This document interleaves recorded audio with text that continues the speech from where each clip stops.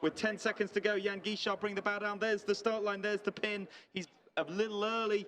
Can he stay behind the line? That's the only challenge for the Frenchman now. There's the line. All clear, all clear. And there. This is not the start that the Prince of Perth was looking for. The Black Swan team facing an elimination, and they remain stopped at the line while Jan Guichard hauls off at 20 knots of boat speed, headed to that reach mark. It's the orange mark ahead of him. He'll turn left and come right at us on the beach.